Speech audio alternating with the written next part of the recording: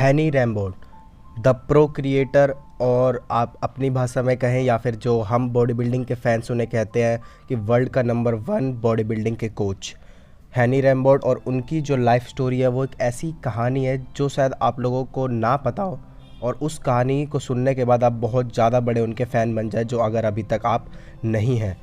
तो बेसिक से स्टार्ट करते हैं। सबसे पहले हैनी रैमबोर्ड का जन्म 4 जनवरी 1975 में हुआ था, और वो अमेरिकन नहीं थे।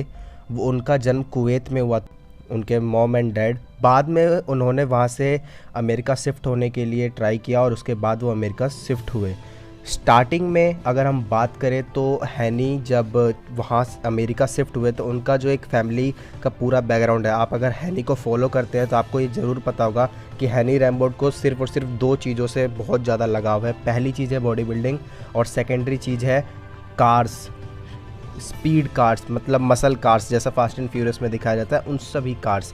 तो उनके पास 2 ही इंटरेस्ट थे, पहला बॉडी बिल्डिंग और उसके बाद कार्स का। तो कार्स का इंटरेस्ट ऐसे था कि वो जिस भी एरिया में रहते थे वो एक ऐसी कॉलोनी थी जहाँ पर बहुत ही अलग अलग टाइप के जो माइग्रेंट पीपल होते हैं, जो किसी और देश से आके रहना शुरू करते हैं, जिनके पास फाइनेंशियल कंडीशन उतने अच्छे नहीं होते, और वो एक छोटी कॉलोनी में रहते हैं, छोटे छोटे अपार्टमेंट्स में। वो उस एरिया में रहा करते थे बचपन में, और वहाँ पर अलग अलग टाइप के माइग्रेंट लोग रहते थे। जैसे कुछ लोग चीन से आकर रह रहे हो, या कुछ लोग वियतनाम से, कुछ लोग किसी और जगह से, क्योंकि इन 1979 कुवैत में बहुत बड़ी एक पॉलिटिकल इशू हुआ था, जिसकी वजह से बहुत दिक्कतें वहाँ पे भी खड़ी हुई। तो वहाँ से भी बहुत सारे लोग आके वहाँ रहने लग गए थे। इस सिचुएशन और इस टाइम में उनके जो वहाँ पर जितने फ्रेंड्स बने थे उन सबको कार्स में बहुत ज़्यादा इंटरेस्ट आ गया था, क्योंकि उस टाइम पे हॉट व्हील्स जो एक खिलौनों की कार्स बनाती है वो उस टाइम पे बहुत पॉपुलर थे। और उस टाइम पे वो सब चीज़ें देखकर इन बच्चों को बहुत ज़्यादा इंटरेस्ट होता था कि ये भी एक अच्छी कार खरीदे। इस तरीके से इनका इंटरेस्ट आगे बढ़ता गया। लेकिन कभी भी हैनी रैमबोर्ड ने ये नहीं सोचा था उस टाइम पे कि वो दुनिया के सबसे बड़े बॉडी बिल्डिंग कोच बन जाएंगे। वो किस तरीके से उनकी लाइफ में चेंज आया जब उन्हें उस जगह को छोड़ना पड़ा, क्योंकि उनके माता पिता वहाँ से निकलकर सैन जो एक प्लेस है वहाँ पर शिफ्ट होना चाह रहे थे, तो इसलिए उन्हें भी वहाँ से उस जगह से हटना पड़ा, और उनका कार्स पे से और जो उनका फर्स्ट जो इंटरेस्ट था उस पे से थोड़ा सा ध्यान कम हो गया। जब वो सैन जो में शिफ्ट हुए तो वहाँ पर वो अलग अलग स्पोर्ट्स में थे, जिसमें उन्हें सॉकर बहुत ज़्यादा पसंद था। सॉकर खेला करते थे, क्योंकि वेस्टर्न कल्चर में फ़ुटबॉल को बहुत ज़्यादा पसंद किया जाता है। फ़ुटबॉल को ही हर एक किड सबसे पहले खेलना स्टार्ट करता है। तो जब वो फुटबॉल खेला करते थे तो हर एक फुटबॉलर में एक जो अपनी स्ट्रेंथ बिल्ड करने की क्वालिटी होती है वो उसी जगह से आती है जहाँ पर वो अपनी फ़िज़िकल हेल्थ को बिल्ड करने की ट्राई करता है। तो जब वो फुटबॉल वहाँ पे खेला करते थे, क्योंकि वो एक इतने लंबे हाइट के खिलाड़ी नहीं है, वो इतने लंबे हाइट में वो पर्सन नहीं है जो फुटबॉल को बहुत अच्छे तरीके से परस्यू कर सके। और उस टाइम पर जो एक हाइट था वो बहुत बड़ा इशू था, क्योंकि इतने तो वो फास्ट भी नहीं थे, ना वो उनकी हाइट इतनी ज़्यादा थी, जिसकी वजह से वो सॉकर को आगे परस्यू कर सके। इस चक्कर में उन्हें अपने स्कूलिंग के टाइम में ही, हाई स्कूल से पहले जब वो 12 और 13 ईयर्स के थे, उस टाइम पे उन्हें सॉकर छोड़ना पड़ गया। सॉकर छोड़ने के बाद जब वो घर पर थे तो उनकी माताजी टीचर थी, और एक चीज़ उन्हें अच्छे से पता थी कि हैनी की जो जेनेटिक्स है वो एक ऐसी जेनेटिक है जिसमें वो वेट बहुत आसानी से पुट ऑन कर लेते हैं, जो कि एंडोमॉर्फ कैटेगरी में होता है। उन्हें वेट पुट करना, मसल पुट करना उतना ज़्यादा मुश्किल की बात नहीं है, उनके लिए बहुत आसानी से ये काम हो जाता। उनकी माताजी को यही डर था कि वो अनफिट ना हो जाए, अनहेल्दी ना हो जाए, इसलिए उन्होंने उस टाइम जब वो 13 ईयर्स के थे उस टाइम पे उन्होंने वहाँ का जो एक लोकल जिम था सैन जो में जहाँ वो रहा करते थे, वहाँ पर जस्ट एक गली दूर एक लोकल जिम था। उस जिम में जाकर उनकी बातचीत कराई और उनसे पूछा कि क्या तुम ये एक्टिविटी ज्वाइन करना चाहते हो। उन्होंने कहा हाँ मैं करना चाहता हूँ। एट द एज ऑफ 13, जब वो 13 साल के थे, तब उनकी माताजी ने 4 साल की मेंबरशिप ली, जो कि सिर्फ और सिर्फ $300 की थी। उस टाइम पे इतनी सस्ती थी, इसीलिए उन्होंने 4 साल की इकट्ठी मेंबरशिप ले ली। और वो सिर्फ यही सोच के उन्हें लेके गई थी वहाँ पर कि वो उन्हें बॉडी बिल्डिंग नहीं करवाएंगे बल्कि स्विमिंग कराएंगे, क्योंकि वो एक ऐसा टाइम था जिस टाइम पे लोगों को ऐसा लगता था जो लंबे खिलाड़ी जो लंबे होना चाहते हैं वो बास्केटबॉल खेल सकते हैं, क्योंकि बास्केटबॉल खेलने वाले सब लंबे होते हैं, जबकि ऐसा नहीं है। लंबे जो होते हैं वही बास्केटबॉल में अच्छा कर पाते हैं। इस तरीके से जो सिस्टम था वो चलता है। लेकिन उस टाइम पे इतनी नॉलेज नहीं थी किसी के पास में भी, तो लोगों को ये लगता था कि वेट लिफ्टिंग करने से बच्चों की हाइट रुक जाएगी, बच्चों की ग्रोथ रुक जाएगी, जो कि हैनी को वो नहीं चाहते थे वो तो चाहते थे कि हैनी और ग्रो करे, इसीलिए वो उस जगह पे ले गए कि वो थोड़ी बहुत फिजिकल एक्टिविटी कर सके। और वो चाहती थी कि वो स्विमिंग पूल में जाए, स्विमिंग करे, क्योंकि जो स्विमर्स होते हैं वो बहुत ज़्यादा लीन होते हैं। तो उनकी माताजी चाहती थी कि वो फिट रहे, लीन रहे, इसीलिए उन्हें वो स्विमिंग पूल में लेके गई। लेकिन जब ऐसा टाइम चला, वो स्विमिंग पूल जाने लगे कंटिन्यूसली, उनका एक रिदम बन गया, एक रूटीन बन गया कि वो पर डे जाते, कुछ स्विमिंग के लैप्स करते, और उसके बाद वो वहाँ खड़े होकर जो ट्रेनिंग रूम था जहाँ पर वेट्स रखे होते हैं, जहाँ पर जो भी बड़े से बड़े साइज़ के जो भी एथलीट आए, जिन्हें देखकर हैनी रैम्बोर्ड को बॉडी बिल्डर्स लगा करते थे, वो लोग उन्हें देखा करते थे कि वो किस तरीके से ट्रेन कर रहे हैं। तो एक दिन जब वो देख रहे थे आफ्टर उनका स्विमिंग का लेसन होने के बाद, तो अंदर से उस वेट रूम में से एक बहुत बड़े जो जाइंट जिसे आप कह सकते हो कि साइज़ में जिनके पास बहुत बड़ा मास हो, उन्होंने उन्हें बुलाया कि तुम क्या देख रहे हो, क्या तुम ये करना चाहोगे? तो उन्होंने कहा हाँ मैं बिल्कुल करना चाहूँगा। वहाँ से उनकी बॉडी बिल्डिंग करियर स्टार्ट हुई, जहाँ पर उन्होंने सिर्फ़ और सिर्फ एक पैशन के, एक इंटरेस्ट के रूप में उसे देखा। वहाँ से उनकी बॉडी बिल्डिंग करियर स्टार्ट होनी शुरू हुई। उन्होंने सीखा उनसे ही, जहाँ पर वो लोकल जिम में जाया करते थे। उन्हीं के साथ रहना शुरू किया, उन्हीं के साथ देखना शुरू किया, सीखना शुरू किया कि किस तरीके से ट्रेनिंग करते हैं, हर डे अलग अलग बॉडी पार्ट को कैसे ट्रेन करना है। और उस टाइम तक कभी भी किसी ने भी ये नहीं सोचा होगा कि ये लड़का, ये छोटा सा लड़का आने वाले टाइम का सबसे best trainer in the world बनेगा। इस टाइम से उनकी जो बॉडी बिल्डिंग में इंटरेस्ट शुरू हुआ, उस टाइम पे वो 16 ईयर्स के थे और अपने हाई स्कूल से ग्रेजुएट हो गए थे। वहाँ से निकलने के बाद जब उन्होंने ये सोचा कि अब आगे क्या करना है, तो जब उन्हें ग्रेजुएशन का टाइम आया, तो उन्होंने सिर्फ़ और सिर्फ एक ही चीज़ दिमाग में रखी थी कि उन्हें फ़िटनेस, बॉडी बिल्डिंग और न्यूट्रिशन में बहुत ज़्यादा इंटरेस्ट है। तो इसीलिए उन्होंने कॉलेज में वो सब्जेक्ट चूज़ किया, बायोलॉजी का वो कोर्स चूज़ किया जिसमें उन्हें न्यूट्रिशन, अपनी जो मसल्स मास है वो, और साथ ही साथ जो ज़रूरी चीज़ें हैं जिसकी नॉलेज उन्हें ज़रूरी मिलनी चाहिए, उन सब चीज़ों की जो रिक्वायरमेंट्स थी, जिस कोर्स में उन्हें फिल दिखी, उन्होंने उसी कोर्स को चूज़ किया और वहाँ से अपना हाई स्कूल के ग्रेजुएट होने के बाद अपना मेन ग्रेजुएशन स्टार्ट किया। और इसके साथ उन्हें बॉडी बिल्डिंग करते रहे। इतना टाइम उनके बॉडी बिल्डिंग करते हुए उस टाइम तक हो चुका था, जब वो 17, 18, 19 ईयर्स के थे, कि उन्हें अच्छा खासा एक्सपीरियंस हो गया था बॉडी बिल्डिंग का, बड़े से बड़े एथलीट के साथ ट्रेन करने का। क्योंकि जितने स्ट्रॉन्ग एथलीट, जितने ओल्ड एथलीट के साथ आप ट्रेन करते हैं, उतना आपका एक्सपीरियंस और आपके पास उतनी ही अच्छी नॉलेज हो जाती है। तो in the age of 18 and 19, जब वो अपने कॉलेज में ग्रेजुएशन करना स्टार्ट कर चुके थे, उन्हें अच्छी खासी वहाँ से भी नॉलेज मिल रही थी। उन्हें अपना फर्स्ट जॉब मिला as a trainer in 24 hours fitness. जी हाँ, 24 आवर्स फिटनेस उस टाइम से चलता आ रहा है, और वो एक ऐसा टाइम था जिस टाइम पे ट्रेनरों और कोचों को उतनी ज़्यादा अहमियत नहीं दी जाती थी। लेकिन उस टाइम पे भी हैनी रैम्बोर्ड को अपनी नॉलेज, अपनी मेहनत की वजह से एक ट्रेनर की जॉब मिल गई, जो एक लोकल ट्रेनर होते हैं। और उस टाइम पर ट्रेनर की जॉब उन्हें मिलने के बाद उनका सिर्फ़ और सिर्फ एक ही मन में ख्याल था कि वो उस जिम के सबसे बेस्ट ट्रेनर बनना चाहते हैं, ताकि लोग ज़्यादा से ज़्यादा उन्हीं को फॉलो करें। और उस टाइम पे उनके नॉलेज और उनके इंटरेस्ट का लेवल इस लेवल तक पहुंच गया था कि जब वो अपनी पढ़ाई कर रहे थे, तो जब जेनेटिक्स का टॉपिक आया, उन्होंने जेनेटिक्स का टॉपिक इतना क्लियर और इतना डीप पढ़ लिया था कि उस टाइम पे वो लंबे लंबे बाल रखा करते थे। हाँ जी हाँ, आपने आज तक कभी हैनी रैम्बोर्ड को लंबे बालों में क्या, छोटे बालों में भी नहीं देखा होगा, क्योंकि हैनी रैम्बोर्ड की जेनेटिक्स में ये उन्हें अच्छे से पता था। क्योंकि जेनेटिक्स में जो आपके हेयर्स है, जो बाल है, वो आपके जो मदर है, उनके जो फादर है, उनकी जेनेटिक्स की साइड से आता है। कि जो अगर आपकी मदर के फादर के बाल अगर in the age of 30-40s कम होने लगते हैं, तो इसका मतलब आपके भी कम होंगे।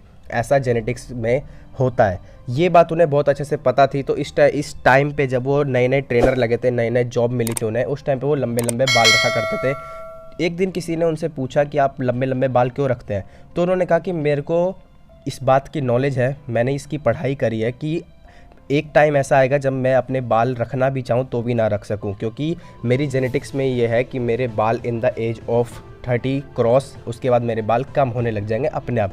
इसलिए जब तक मेरे पास टाइम है मैं लंबे बाल रख लेता हूँ। तो आप सोचिए कि 90s के एरा में, इन 1993, उनके पास ये नॉलेज थी, इतनी ज़्यादा इंटरेस्ट के साथ उन्होंने पढ़ाई करी थी कि उन्हें ये बात पता था कि उनका आने वाला फ्यूचर किस तरीके से विजुलाइज होगा। इसके बाद हम बात करते हैं कि वो किस तरीके से बॉडी बिल्डिंग को ट्रेन करना, बॉडी बिल्डर्स को ट्रेन करना स्टार्ट किया। क्योंकि अभी तक तो वो सिर्फ और सिर्फ उन लोगों को ट्रेन करते थे जो थोड़े से अनफैट ही हो, या फिर जिनकी जो फिज़िकल एक्टिविटी हो बहुत स्लो हो, उन्हें किसी तरीके से, जैसे सॉकर क्लब होता है, जैसे फुटबॉल क्लब होता है, उनके जो एथलीट्स होते हैं उन्हें ट्रेन करना, ये सब काम किया करते थे। लेकिन जब वहाँ से उन लोग उस लोकल जिम के ट्रेनर से जब वहाँ से निकले तो उनके पास एक बहुत ही अच्छा और बहुत ही बड़ा ऑफ़र आया, जो था 24 आवर्स फिटनेस की तरफ से, जो उनका मेन था, क्योंकि वहाँ से तो वो जिम बंद हो गई थी उसके बाद दूसरी जगह से, जहाँ से उनके पास एक ऐसा ऑफ़र आया जो कि एक सॉकर क्लब की तरफ से उनके पास आया था कि क्या आप वहाँ पर ट्रेनिंग देना चाहेंगे। उस जगह से निकलने के बाद उन्हें एक ऐसा प्लेस मिलता है जहाँ पर वो बड़े से बड़े एथलीट या बड़े से बड़े बॉडी बिल्डर से मिल पाते, और वहाँ पर एक इंटरव्यू था जिस इंटरव्यू में 20 मिनट का इंटरव्यू वो होने वाला था, लेकिन हैनी रैमबोर्ड के साथ वो इंटरव्यू 2 घंटे तक चला। और जो इंटरव्यू लेने वाले थे उन्होंने सबसे पहला, उन्हें देखकर दिमाग में एक ही चीज़ उनके ख्याल आई थी कि क्या ये 18-19 साल का लड़का ट्रेनर बन सकता है। तो उन्होंने सबसे पहले उनसे कुछ सवाल पूछे कि चलो तुम मुझे ये बताओ कि तुम ट्रेनिंग के बारे में क्या जानते हो। तो उन्होंने बताया कि हाँ ट्रेनिंग है ये के बारे में जो भी उन्हें बेसिक नॉलेज थी। फिर उन्होंने सीधा सबसे मेन ये चीज़ पूछी कि उनके जहाँ वो बैठे थे उनके पीछे ढेर सारे सप्लीमेंट्स रखे हुए थे कि चलिए बताइए कि ये सब सप्लीमेंट्स क्या है और इसका काम क्या है। तो उन्होंने जैसे बताना स्टार्ट किया सारी चीज़ें बता दी कि ये क्रेटीन है, ये LRG9 है, ये अमीनो एसिड्स है, ये ग्रोथ हार्मोन है, ये वे प्रोटीन है, सब कुछ इसका यूज़ क्या है। जब उन्होंने ये सब चीज़ें बतानी स्टार्ट करी तो उन्हें डायरेक्ट जॉब मिल गई। उसके बाद किसी और का इंटरव्यू हुआ ही नहीं और उन्होंने कहा कि कल आकर आप ये जॉब ले सकते हैं। उस टाइम पर उन्हें ऐसा लगा था कि शायद अब बॉडी बिल्डिंग में वो एक अच्छा कोचिंग, अपना जो करियर है वो स्टार्ट कर सकते हैं। लेकिन अभी तक उन्हें ये नहीं पता था कि वो मिस्टर ओलंपिया को भी ट्रेन करेंगे, कोई एक टाइम ऐसा आएगा। वो सिर्फ ये सोच रहे थे कि एक अच्छे अच्छे एथलीट्स और अच्छे अच्छे पर्सन्स को मैं ट्रेन करूं, क्योंकि वो एक ऐसे एथलीट हैं, ऐसे ट्रेनर, ऐसे कोच हैं जो हमेशा क्वालिटी को ऊपर रखते हैं, क्वांटिटी को नहीं। वो आज भी सैकड़ों जो भी स्टूडेंट्स हैं उनके या क्लाइंट्स कह लो आप, सबको एक साथ ट्रेन नहीं करते। वो कुछ क्वालिटी ऑफ पीपल चुनते हैं खुद से और उन्हें बेस्ट बनाते हैं, यही उनकी सबसे बड़ी क्वालिटी है। वहाँ से उनका बॉडी बिल्डिंग कोचिंग का करियर स्टार्ट हुआ जब उन्हें वहाँ पर पहली बार क्विंसी मिले थे। जी हाँ, क्विंसी इन 2000। उस टाइम पे फर्स्ट टाइम ऐसा हुआ था कि हैनी रैमबोर्ड ने किसी भी एथलीट को बॉडी बिल्डिंग कंपटीशन के लिए प्रेप करवाई हो, वरना उससे पहले तक वो सिर्फ और सिर्फ फुटबॉल की जो टीम होती है या फिर जो नॉर्मल पीपल्स होते हैं जिन्हें फिट रहना हो, सिर्फ उन्हें ही ट्रेनिंग दिया करते थे। वो एक ऐसा टाइम ऑफ पीरियड था जिस टाइम ऑफ पीरियड में उन्होंने पहला ऐसा एथलीट उन्हें मिला जो चाहता था कि आप मुझे बॉडी बिल्डिंग के लिए तैयार करें। और वो भी एक सडन हुआ था, एक अचानक चीज़ हुई थी, क्योंकि वो बॉडी बिल्डिंग कंपटीशन जब उस जगह पे हो रहा था लोकल एरिया में तो वो देखने गए थे और वहाँ पर क्विंसी आए हुए थे और वो चार्ल्स ग्लास से ट्रेनिंग ले रहे थे उस टाइम पे। चार्ल्स ग्लास आप लोग बहुत लोग जानते होंगे, the God father of body building कहा जाता है उन्हें। उनसे वो ट्रेनिंग ले रहे थे, लेकिन जिस दिन कंपटीशन था उससे 2 दिन पहले तक चार्ल्स ग्लास वहाँ तक नहीं पहुँच पाए थे, जिसकी वजह से उनकी जो कंडीशनिंग थी क्विंसी की वो बहुत ज़्यादा सफ़र कर रही थी। तो उन्होंने हैनी रैमबोर्ड के पास वो गए, उन्होंने कहा कि देखिए ऐसी ऐसी प्रॉब्लम्स हैं मुझे, चार्ल्स ग्लास जो मेरे कोच हैं वो अभी तक आए नहीं हैं और अब मैं चाहता हूँ कि आप मेरे साथ मेरी जो कॉन्ट्रास्ट प्रेप में बाकी चीज़ें हैं वो प्लीज़ आप मेरी हेल्प करें। तो हैनी ने कहा कि ठीक है मैं हेल्प करूँगा, लेकिन आप कुछ देर इंतज़ार कर लें, अगर चार्ल्स आ गए तो वो आपको कोचिंग मैनुअल बता देंगे कि आगे क्या करना है, नहीं तो मैं करा दूँगा। लेकिन जब कुछ देर इंतज़ार कर लिया, चार्ल्स वहाँ नहीं पहुँच पाया, उन्होंने कहा कि मैं नहीं पहुँच पाऊँगा, तो हैनी ने सबसे पहले एक ही चीज़ उनसे कही कि मैं आपको चैम्पियन तो नहीं बना सकता, लेकिन जो मैं बेटर आपको बना सकता हूँ, क्योंकि वो उस टाइम पे बहुत ज़्यादा वाटर होल्ड करके खड़े थे जिसकी वजह से उनकी रैंकिंग बहुत नीचे आने वाली थी। लेकिन हैनी रैमबोर्ड ने उनके साथ जो चेंजेस किए, क्योंकि एक दिन बाकी था जो कंपटीशन था उसके लिए, उन्होंने ऐसी चेंजेस किए कि वो टॉप 5 तक आ गए। वो दिन था और वहाँ से क्विंसी ने हैनी रैमबोर्ड को अपना मेन कोच मान लिया चार्ल्स ग्लास की जगह पर, क्योंकि उस टाइम पे ऑनलाइन कोचिंग जैसा कुछ नहीं था। कोई भी एथलीट अपनी ऐसा नहीं था कि एक फ़ोटो भेज दे तुरंत और जो कोच है उनके वो तुरंत एडजस्टमेंट कर पाए। जो विजुअलाइज कर सके, जो आपके सामने हो, वही आपको बेस्ट बना सकता है, इसीलिए उन्होंने हैनी को चुना। और वो टाइम था उसके 1 साल बाद जब हैनी ने उन्हें पूरा ट्रेन किया और 2001 में USA का ओवरऑल टाइटल का मैच था। उस टाइम पर क्विंसी एक ऐसे एथलीट बन चुके थे जो प्रो कार्ड जीत सकते थे, और वही एक ऐसा टाइम था जहां पर पहली बार हैनी रैमबोर्ड जे कटलर से मिले। जी हाँ, बहुत सारे लोग जे कटलर के थ्रू भी हैनी रैमबोर्ड को जानते हैं कि हैनी रैमबोर्ड ने जे कटलर को 2009 में मिस्टर ओलंपिया चैम्पियन बनाया था, इसकी वजह से भी उन्हें बहुत लोग जानते हैं। लेकिन वो बने कैसे, उसकी कहानी बहुत लंबी है, बाद में अभी उसके बारे में बात करेंगे। सबसे पहले हम बात करते हैं कि 2001 में 2001 में हैनी रैम्बोट ने उन्हें इस तरीके से बिल्ड किया था कि जब जे कटलर ने उन्हें देखा और जब हैनी ने जे कटलर से पूछा कि क्या लगता है आपको कि क्या क्विंसी ये वाला जो ओवरऑल टाइटल है इसे जीत कर अपना प्रो कार्ड जीत पाएंगे, तो जे कटलर ने उनकी तरफ देखकर कहा कि क्या आप मुझसे मजाक कर रहे हैं, ये बिल्कुल ओवरऑल जीतने वाले हैं और इनके बाद जो सेकंड आएंगे ऐसा नहीं होगा कि वो सेकंड इनको टक्कर दे पाए, ये ही जीतेंगे। और यही हुआ। जब शो स्टार्ट हुआ, कंपटीशन इतनी अच्छी हुई, क्विंसी ओवरऑल टाइटल जीते और पहला प्रो कार्ड वाले एथलीट बने जिन्हें हैनी रैम्बोट ने ट्रेन किया हो।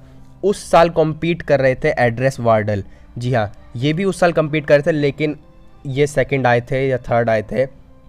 उस टाइम उस कंपटीशन के बाद एड्रेस वार्डल इनके पास गए और उन्होंने कहा कि मैंने आपको देखा है इस एक एथलीट को चैंपियन बनाते हुए, प्रो बनाते हुए, क्या आप ये मेरे साथ भी कर सकते हैं। उन्होंने उस दिन से एड्रेस वार्डल को नेक्स्ट ईयर 2002 के लिए ट्रेन करना स्टार्ट किया और नेक्स्ट ईयर 2002 में उन्हें बनाया सेकंड प्रो।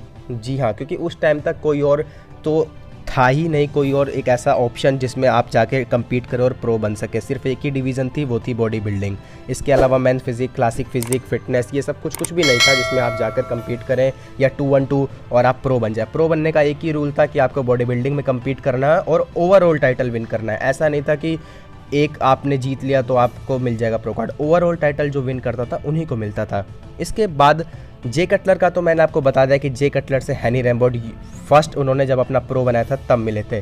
जब उन्होंने अपना सेकंड प्रो बनाया और उसके बाद जब वो अपने थर्ड एथलीट को प्रो बनाने के लिए ट्रेनिंग दे रहे थे इन 2005-06, तब पहली बार ऐसा था जब वो फिल हीथ से मिले, क्योंकि फिल हीथ भी उस कंपटीशन में कम्पीट कर रहे थे जिसमें उन्होंने अपना एथलीट कम्पीट कराना था।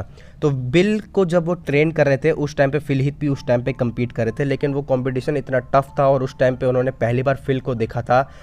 फिल इतना एक्स्ट्रा ऑर्डिनरी लग रहे थे बाकी सब एथलीट के आगे कि वो उन्होंने तो ओवरऑल टाइटल वो जीता ही जीता और अपना प्रो कार्ड भी जीता उन्होंने, लेकिन बिल जो उनके कोच्ड एथलीट थे वो टॉप 5 में आए, जबकि वो बहुत ज़्यादा लो रैंकिंग पे आ सकते थे। लेकिन उसका नेक्स्ट ईयर जब फिल उस कंपटीशन में कम्पीट करके चले गए, जीत के चले गए, तब बिल के साथ उन्होंने एक साल और प्रेप करी।